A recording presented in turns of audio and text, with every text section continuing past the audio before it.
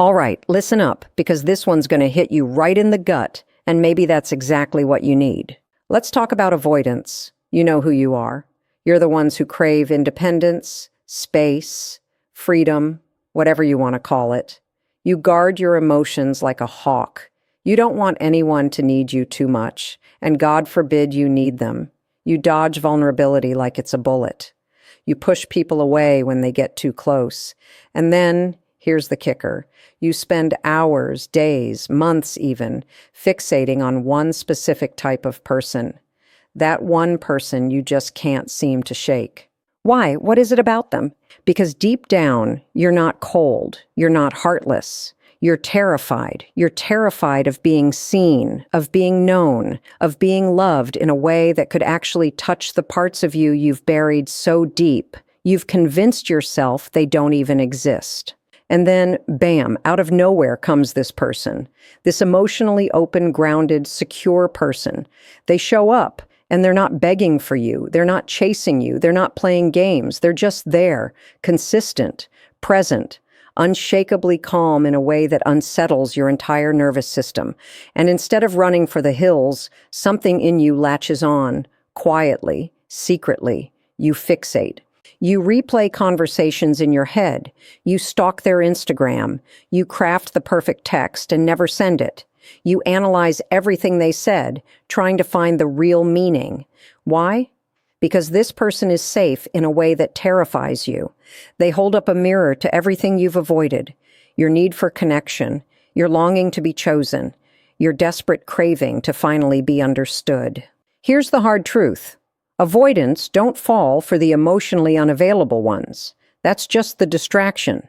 That's the drama you use to avoid facing the real issue. The person who truly grabs you, the one you can't stop thinking about, is the one who sees you, and that's exactly why you run. But here's where it gets good. That fixation, that pull, it's not random. It's not weakness. It's your soul screaming, this is what you actually want. This is who you could become if you were brave enough to lean in instead of checking out. The very person you're afraid to get close to is the one who's emotionally mature enough to hold space for your wounds and challenge your excuses. So let's cut the crap. Stop pretending you're just not ready, or you like being single, or you're just not feeling it. You are feeling it. You feel it so deeply you've convinced yourself it must be dangerous. It's not dangerous, it's healing. The only danger here is staying in the same pattern, chasing highs, keeping people at arm's length, convincing yourself that loneliness is freedom. It's not. That's not freedom. That's fear wearing a mask. You keep fixating on that secure, emotionally available person because deep down, you want what they have. You want the capacity to love like that. You want the courage to stay when it gets real.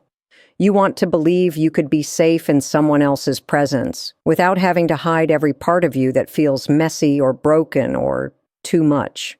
And let me tell you something, it's possible, not just to be attracted to that kind of love, but to receive it, to keep it, to grow in it.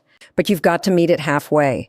That means you stop ghosting. You stop sending mixed signals. You stop pretending indifference when your heart is breaking. You speak up. You tell the truth. You risk being seen.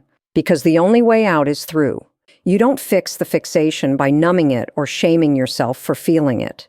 You fix it by honoring it. That pull is your roadmap.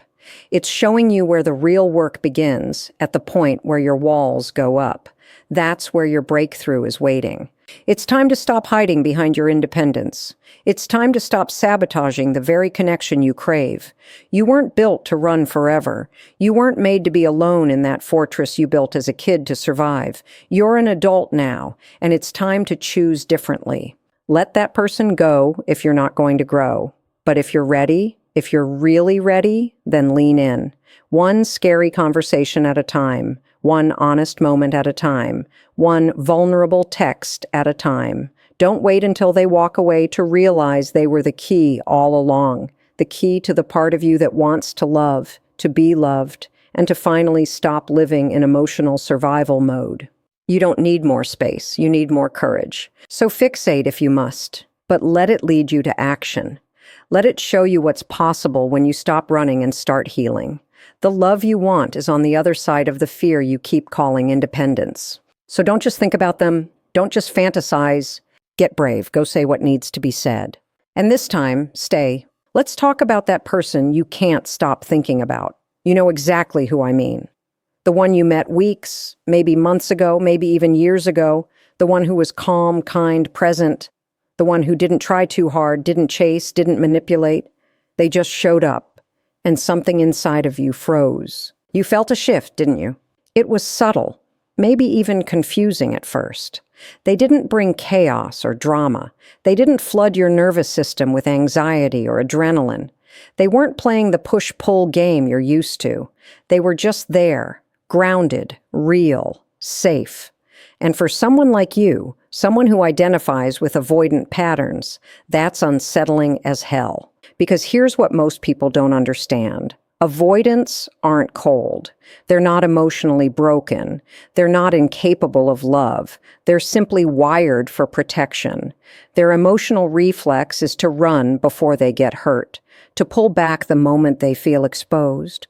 And when someone safe walks in, someone emotionally available, consistent, attuned, your system doesn't say yes, it says danger. But that's the paradox. That danger feeling isn't telling you to run. It's a signal that something important is happening, a signal that your body is recognizing something different, something that could actually lead you to connection instead of confusion, something that could offer healing instead of heartbreak. So let's be clear, your fixation on this type of partner is not random. It's your subconscious recognizing a chance for growth, a crack in your emotional armor, a glimmer of the kind of relationship you secretly crave but don't feel equipped to handle. That fixation, that person you keep thinking about, dreaming about, replaying conversations with in your head, is your invitation. An invitation to stop repeating the old story. The story that says you're better off alone. That connection is dangerous. That needing someone makes you weak. No, that person you're drawn to isn't your downfall. They're your mirror. They reflect back to you the kind of emotional steadiness you want to embody. They reflect your capacity to feel deeply. They bring to the surface the very parts of you you've tried to bury for years, the longing to be loved, to be accepted, to be safe. And yes, it terrifies you, of course it does. Because real connection requires real vulnerability.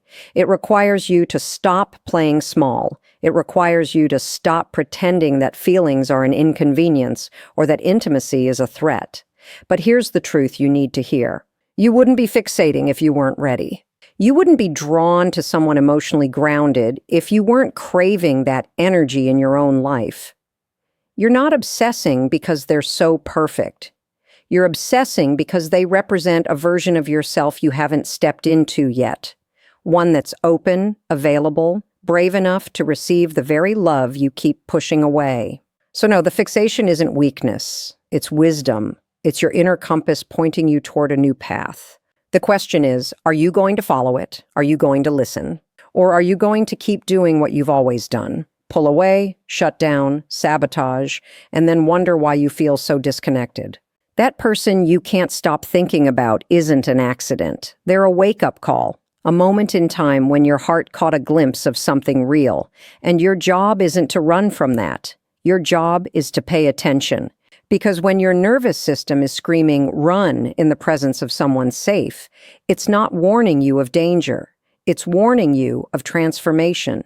And transformation is always uncomfortable. So lean in. Stop analyzing it to death. Stop waiting for the fear to go away. Fear doesn't disappear. You move forward with it. The avoidance fixation is never random. It's the soul recognizing safety and the mind wrestling with the possibility that maybe, just maybe, you're ready for it. That's the signal. Now it's up to you to follow it. Let's get honest, brutally honest. When someone emotionally safe shows up in your life, someone who listens without judging, stays calm when things get intense and doesn't play games, you don't pull away because you're not interested. You don't run because they're boring or because the spark is missing. That's the story you tell yourself. But the truth? You're not afraid of them. You're afraid of being seen. That's the core of it. That's the thing no one talks about. You've spent years, maybe even your whole life, mastering how to keep people at a distance. You know how to charm, deflect, stay in control, keep things light. You're a pro at keeping conversations on safe ground.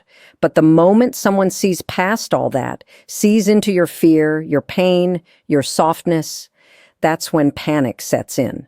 It's not them. It's the exposure, the vulnerability, the emotional nakedness that comes with being truly seen by another human being. That kind of closeness, it terrifies you. Because being seen means being known. And being known means giving someone access to the parts of you you've been protecting your whole damn life.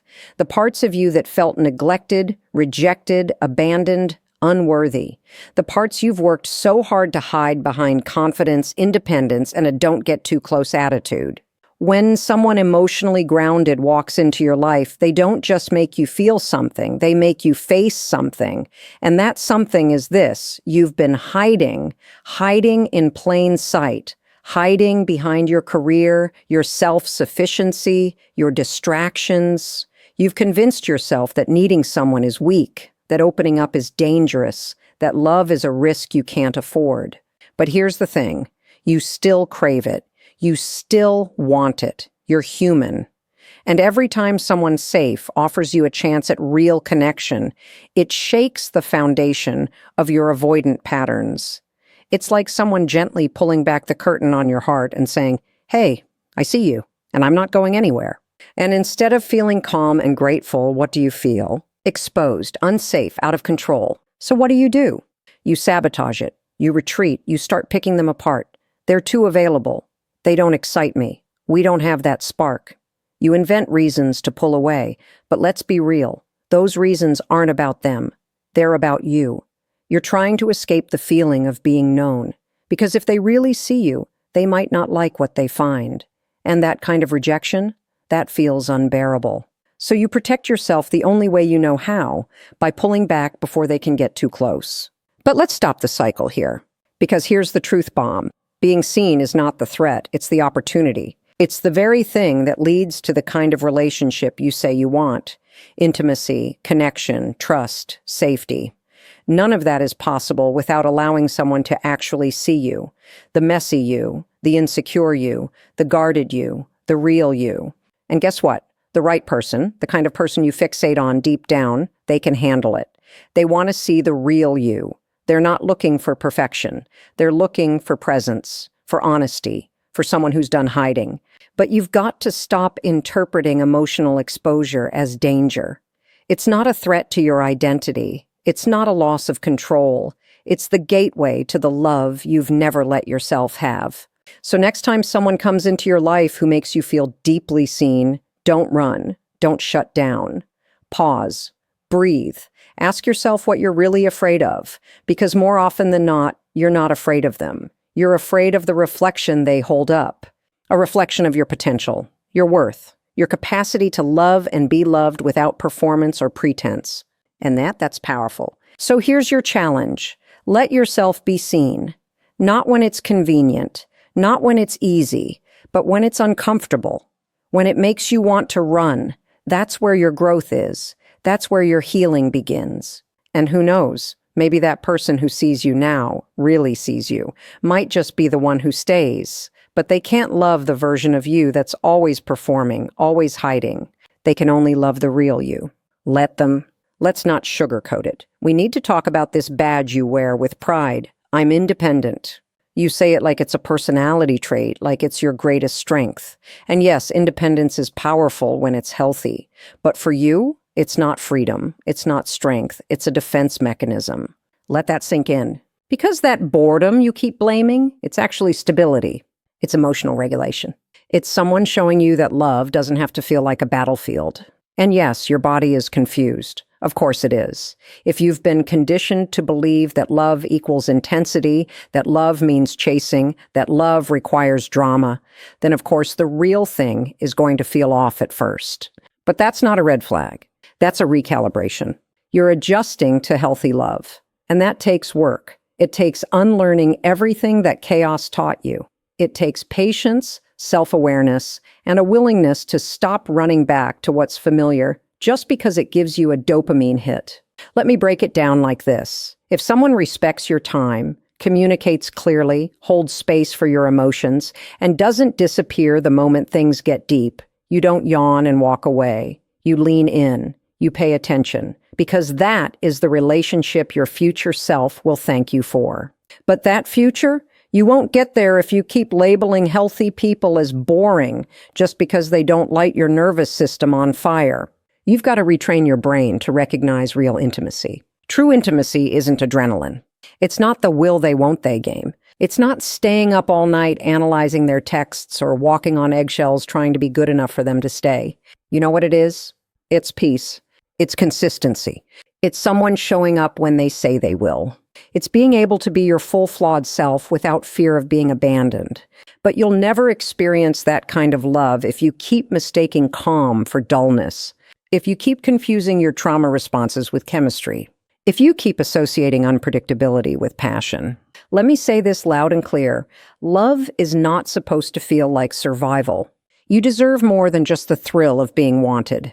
You deserve the security of being chosen every day by someone who doesn't make you beg for it. So next time you meet someone who is emotionally grounded, someone who listens, who's present, who doesn't play games, don't let your old patterns talk you out of it.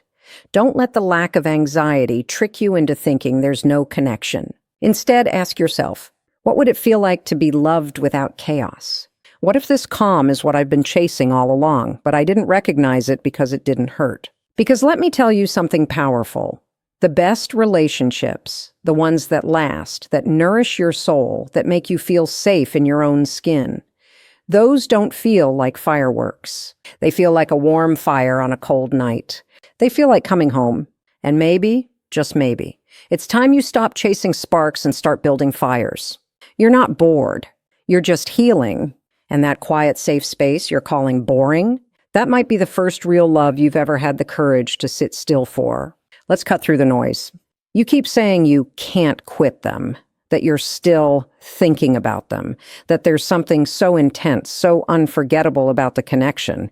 You tell your friends, we just have this crazy chemistry. You blame your attachment. You say, I know it's toxic, but I can't help it. It's just so hard to let go. But let me be real with you.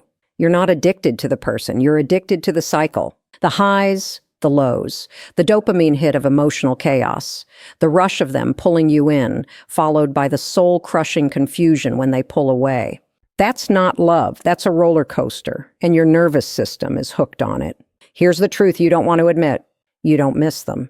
You miss the intensity, the drama, the will they, won't they, the breadcrumbs of affection that kept you hoping, waiting, trying harder, proving yourself. You were in it not for the connection, but for the emotional spikes that came when they finally gave you a little attention. And your brain registered that as love. Because when someone inconsistent finally shows up for you, it feels like winning a prize, like you earned it, like you must be special, right? Wrong. That's not a prize. That's a pattern, and it's one you've likely been repeating since childhood.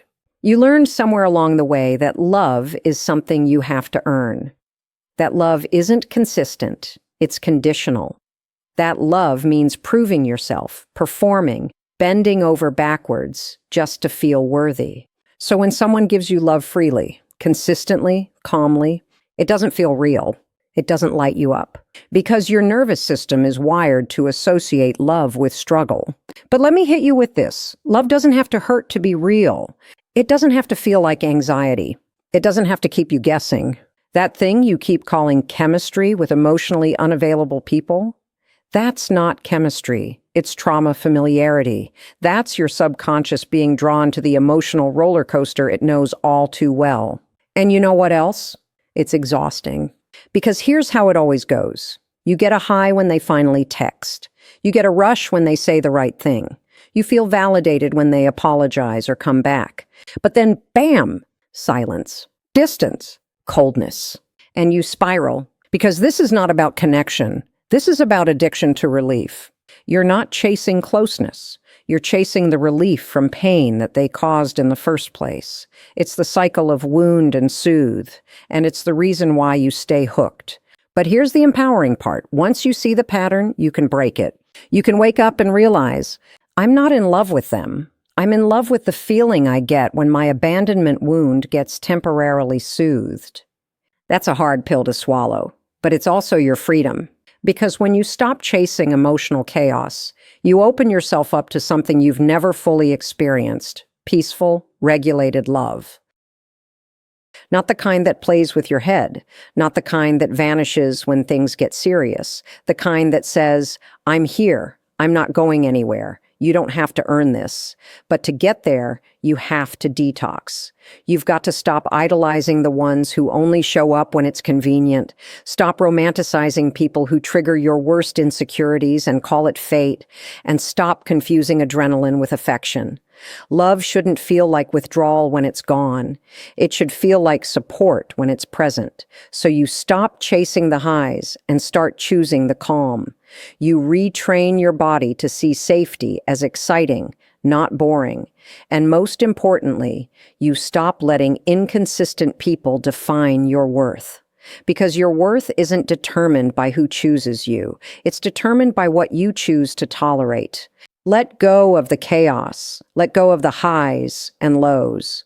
Choose someone who doesn't make love feel like a guessing game, but a grounding truth. You're not addicted to them. You're addicted to your unhealed wounds. But now you've got awareness, and awareness is the first step to freedom. You keep falling for the same type of person, getting pulled into relationships that leave you drained, confused, or invisible, not because you're broken, but because you're chasing emotional familiarity. You're replaying an old script, a subconscious belief formed in childhood about what love feels like and what you believe you deserve. Maybe you learned that love meant inconsistency, silence, or emotional absence. Maybe you had to perform for praise or walk on eggshells to keep peace.